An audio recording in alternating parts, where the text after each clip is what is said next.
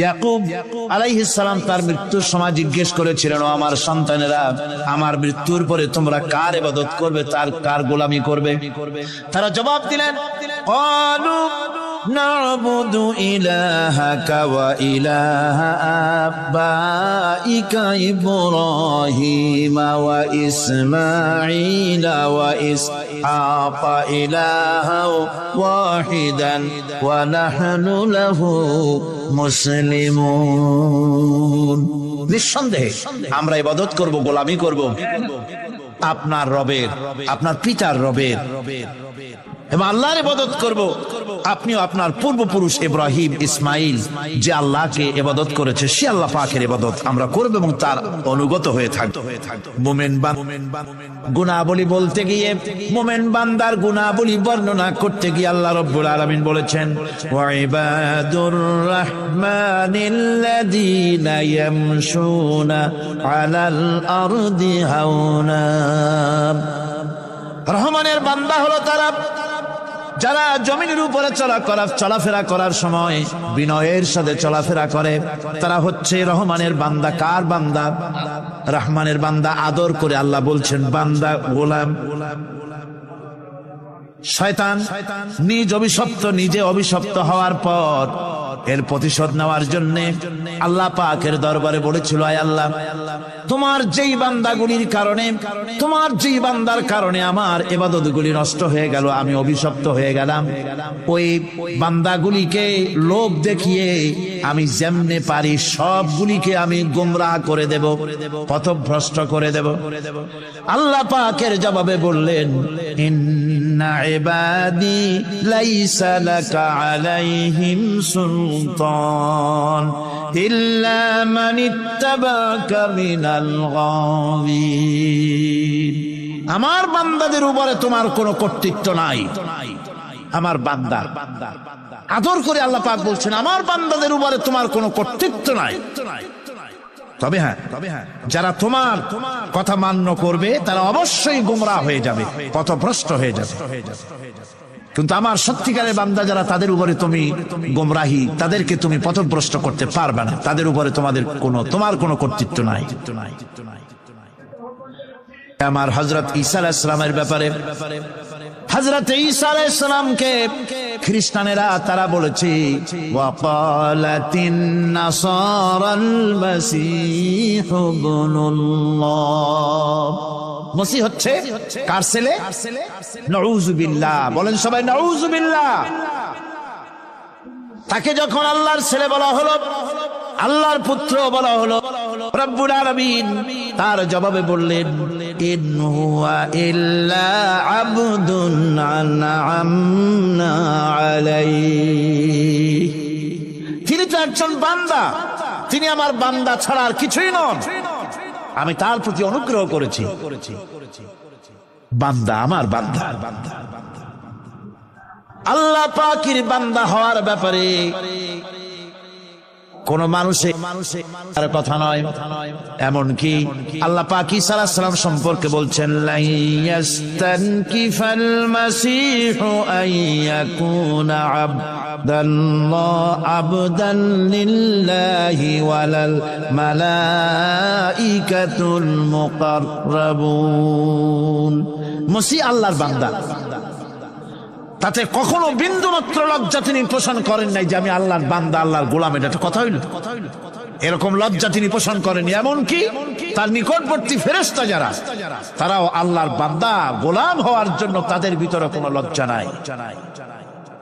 যারা নাকি আল্লাহর গোলাম, এই ব্যাপারে যাদের মধ্যে লজ্জার সৃষ্টি হয়, আল্লাহর গোলাম এটা কেমন কথা, বান্দা হওয়াটা কেমন কথা। যারা গোলামীকে অস্বীকার করে তাদের সম্পর্কে আল্লাহ পাক বলছেন, ওয়া মাইয়াস্তান আন ইবাদাতিহি ওয়া ইস্তাকবির ফাসায়াহশুরুহুম ইলাইহি জামিআ। কেউ যদি আল্লাহর বন্দেগী করার ব্যাপারে লজ্জা পোষণ করে, যদি লজ্জার কারণ মনে করে, গৌরব করে, তাহলে তারা পালাবে কোথায়, যাবে কোথায়? আমি কিয়ামতের দিন সবগুলিকে এক জায়গায় করে ফেলবো। সেই জন্য গোলামি করতে হবে, আনুগত্য করতে হবে। কেবলমাত্র কার বলুন তো? এই গোলামি যদি সঠিকভাবে করি, যদি বান্দারা যারা আল্লাহ পাকের বান্দা বলে গোলাম বলে নিজেদেরকে দাবি করে যদি সঠিকভাবে ইবাদতটা করা যায় তাহলে আল্লাহ তাদের জন্য কি ওয়াদা করেছেন শুনুন। দুনিয়ায় তাদেরকে আল্লাহ পুরস্কার দেবেন, আখিরাতেও দিবেন। এটা বন্ধ করুন। দুনিয়া এবং আখিরাতে আল্লাহ পুরস্কার দেবেন। সে পুরস্কারটা কি? দুনিয়ার পুরস্কারটা আগে শোনেন। আল্লাহ পাক বলেন যারা আমার ইবাদত করবে তাদের ব্যাপারে আমার ওয়াদা শোনো। ওয়াদাল্লাহুল্লাযীনা আমানু ওয়া আমিলুস সালিহাতি লায়াস্তাখলিফান্নাহুম ফিল আরদি কামাস্তাখলাফাল্লাযীনা মিন ক্বাবলিহিম। তোমাদের মধ্যে যারা ঈমান এনেছে এবং সৎ কাজ করেছে আল্লাহ রাব্বুল আলামিন তাদের ব্যাপারে আল্লাহর ওয়াদা হচ্ছে, আল্লাহর প্রতিজ্ঞা হচ্ছে, আল্লাহ ওয়াদা করতেছেন তাদেরকে জমিনের উপরে প্রতিষ্ঠিত করবেন। যেমন করে তোমাদের পূর্বপুরুষদেরকে প্রতিষ্ঠিত করা হয়েছিল ওইভাবে তোমাদেরকে প্রতিষ্ঠিত করা হবে। সুবহানাল্লাহ। প্রতিষ্ঠিত করা হবে মানে রাষ্ট্র ক্ষমতা দেওয়া হবে। কি দেওয়া হবে? যদি গোলাম হও, যদি কি হও? গোলাম। আল্লাহ পাক বলছেন শুধু তাই নয়, আমি আমার দিনকে যারা প্রতিষ্ঠা করবে, আমার গোলামেরা যদি, আমার বান্দারা সঠিকভাবে যদি আমার গোলামি করে, ঈমান আনে, আমলে সালেহ করে, নেক কাজ করে, আমি তাদেরকে রাষ্ট্র সুযোগ করে দেব। আর তাদের জন্য ভীতির পরিবর্তে, সন্ত্রাসের পরিবর্তে শান্তি কায়েম। সুবহানাল্লাহ। وَلَيُمَكِّنَنَّ لَهُمْ دِينَهُمُ الَّذِي ارْتَضَىٰ لَهُمْ وَلَيُبَدِّلَنَّهُمْ مِنْ خَوْفِهِمْ أَمْنًا। তাদের দিনকে তারা নিজেদের জন্য যা পছন্দ করেছে অবশ্যই তিনি তা কায়েম করে দিবেন এবং সন্ত্রাস আর ভীতির পরিবর্তে আল্লাহ নিরাপত্তা দান করবেন। যেরকম সুবহানাল্লাহ। সন্ত্রাস বন্ধ হবে, চুরি, ডাকাতি, জেনা, ব্যভিচার সব বন্ধ হয়ে যাবে। তোমরা ক্ষমতায় থাকবে, তোমরা ডমিনেটেড হবে না, তোমরা করবে, গোটা পৃথিবীকে শাসন করবে, শাসিত তোমরা হবে না। আর ভীতির পরিবর্তে নিরাপত্তা তোমরা লাভ করবে। কি করলে?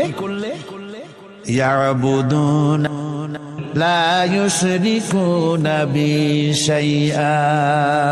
সুতরাং তারা যেন আমার ইবাদত করে এবং আমার সঙ্গে যেন কাউকে শরীক না করে।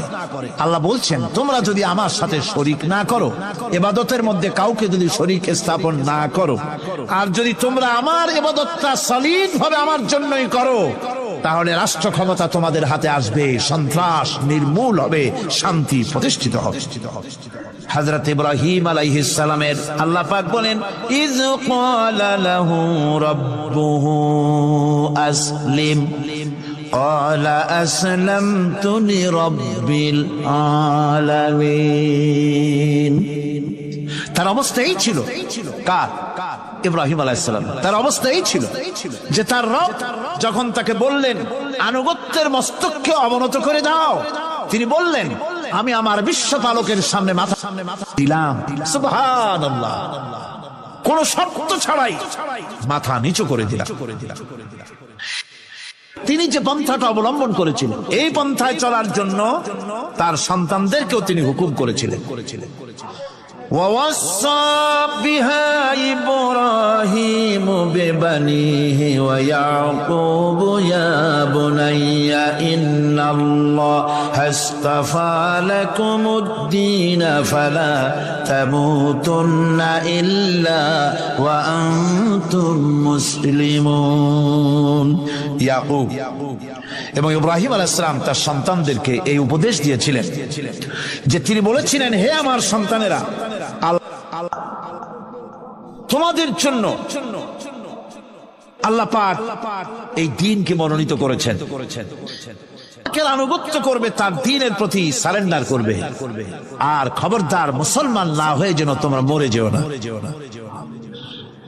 মৃত্যু মুসলমান অবস্থায় থাকবে, অর্থাৎ মৃত্যু পর্যন্ত থাকবে কি অবস্থায়? মুসলমান অবস্থায়। أم كنتم شهداء إذ حضر يعقوب الموت إذ قال لبنيه ما تعبدون من بعدي ইয়াকুব আলাইহিস সালাম তার মৃত্যুর সময় জিজ্ঞেস করেছিলেন, ও আমার সন্তানেরা, আমার মৃত্যুর পরে তোমরা কার ইবাদত করবে, কার গোলামি করবে? তারা জবাব দিলেন, قالوا نعبد إلهك وإله آبائك إبراهيم وإسماعيل وإسحاق إلها واحدا ونحن له মুসলিমুন। নিঃসন্দেহে আমরা ইবাদত করব, গোলামি করব আপনার রবের, আপনার পিতার রবের, এবং আল্লাহর ইবাদত করব। আপনিও আপনার পূর্বপুরুষ ইব্রাহিম, ইসমাইল যে আল্লাহকে ইবাদত করেছে, সে আল্লাহ পাকের ইবাদত আমরা করব এবং তার অনুগত হয়ে থাকব। দাসত্ব এবং পূর্ণাঙ্গ দাসত্বের গোলামীর পূর্ণাঙ্গ নমুনা হচ্ছেন হযরত ইব্রাহিম আলাইহিস সালাম। আল্লাহ গোটা জমিন যখন শিরকের অন্ধকারে ডুবে গিয়েছিল, তখন হযরত ইব্রাহিম আলাইহিস সালাম তাওহীদের আলো জ্বালিয়ে দিয়েছিলেন। এই নিবেদিতদের ইমাম হিসাবে আল্লাহ পাক তাকে ঘোষণা দিলেন। কোরআনে কারীম বলছে, ওয়া ইযাবতালা ইব্রাহিম রাব্বুহু বিকালিমাতিন ফাতাম্মাহুন্না ক্বালা ইন্নী জাঈলুকা লিন-নাসি ইমামা। ইব্রাহিমকে তার রব কয়েকটি বাক্য দিয়ে পরীক্ষা করলেন এবং তিনি সেই পরীক্ষাগুলোতে পাশ করলেন। তখন আল্লাহ রাব্বুল আলামিন তাকে বললেন যে আমি তোমাকে গোটা বিশ্ব মানবতার জন্য, গোটা বিশ্বের সমস্ত মানুষের জন্য আমি তোমাকে নেতা বানাবো। সুবহানাল্লাহি ওয়া বিহামদিহি। প্রথম পরীক্ষা হলো, গতকাল বলেছি, সে আগুনের পরীক্ষা। সেখানে আল্লাহ পাক তাকে পাশ করালেন, তিনি পাশ করলেন। দ্বিতীয় পরীক্ষা ছিল বিবি এবং নবজাতক সন্তানকে নিয়ে আল্লাহ হুকুম করলেন, তার বাচ্চারে নিয়ে মরুভূমিতে রেখে আসো। মরুভূমিতে যেখানে ঘর নাই, বাড়ি নাই, সেই জায়গায় বিবি এবং বাচ্চাকে রেখে সময় তিনি বললেন, রব্বানা ইন্নী আসকানতু মিন যুররিয়াতি বিওয়াদিন গায়রি যী যারইন ইনদা বাইতিকাল মুহাররাম। হে আল্লাহ রাব্বুল আলামিন, আমি পানি এবং তরুল এক মরুভূমির ভিতরে আমার বংশের একটি অংশকে এখানে রেখে গেলাম, তোমার ঘরের কাছে আমি তাদের কাছে, এই ঘরের কাছে, সম্মানিত ঘরের কাছে রেখে গেলাম। পরীক্ষায় তিনি পাশ করলেন। হযরতে হাজেরা প্রশ্ন করলেন, ইব্রাহিম, পানি নাই, খাবার নাই, মানুষ নাই, ঘর নাই, বাড়ি নাই, মরুভূমির ভিতরে আমাকে আমার বাচ্চারে ফেলে রেখে যাচ্ছ কেন? কোনো জবাব নাই। দুইবার তিনবার প্রশ্ন করলেন। এরপরে তিনি আবার প্রশ্ন করলেন, বললেন, ইব্রাহিম, এটা কি আল্লাহ কি? হযরত ইব্রাহিম আলাইহিস সালাম নিজের কলিজার টুকরা সন্তান আর বিবিকে রেখে যেতেছেন ভারাক্রান্ত মন নিয়ে। তিনি আকাশের দিকে আঙ্গুল উঁচু করে দেখালেন। হযরত হাজেরা বুঝলেন ইনি তো আল্লাহর পয়গম্বর, আমার কোন অপরাধে এভাবে ফেলে যাওয়ার কথা নয়। তিনি বুঝলেন এটা আল্লাহর হুকুম। হযরতে হাজেরা বললেন, ইব্রাহিম রে, নিশ্চিন্ত মনে বাড়ি ফিরে যাও, আমার মনে কোনো চিন্তা নাই, কোনো পেরেশানি আর এখন নাই। আল্লাহর হুকুমে যদি আমাকে এই মরুভূমির ভিতরে ফেলে যেয়ে থাকো, তাহলে আমি ওই আল্লাহর প্রতি এতটা ভরসা রাখি, এই মরুভূমির ভিতরে জল পানি শূন্য, খাদ্য শূন্য জায়গায় আমি আমার বাচ্চাকে আল্লাহ রব্বুল আলামিন না খাওয়াইয়া মারবেন না। দ্বিতীয় পরীক্ষায় পাশ করলেন। 3 নম্বরের পরীক্ষা হলো, সন্তান বড় হয়ে গেছে, বুদ্ধি হয়েছে, দৌড়াতে পারে। আল্লাহ রাব্বুল আলামিন হুকুম করলেন। কত বড় আগুনের পরীক্ষা! কোরআন শরীফ বলছে, হযরত ইব্রাহিম আলাইহিস সালাম নিজের ছেলেকে ডেকে নিয়ে বললেন, ইয়া বুনাইয়া ইন্নী আরা ফিল মানামি আন্নী আযবাহুক ফানজুর মাযা তারা। হে আমার কলিজার টুকরা সন্তান, আমি স্বপ্নে দেখেছি যেন আমি তোমাকে জমাতেছি, তোমার রায় কি, তোমার মত কি, আমার শোনাও।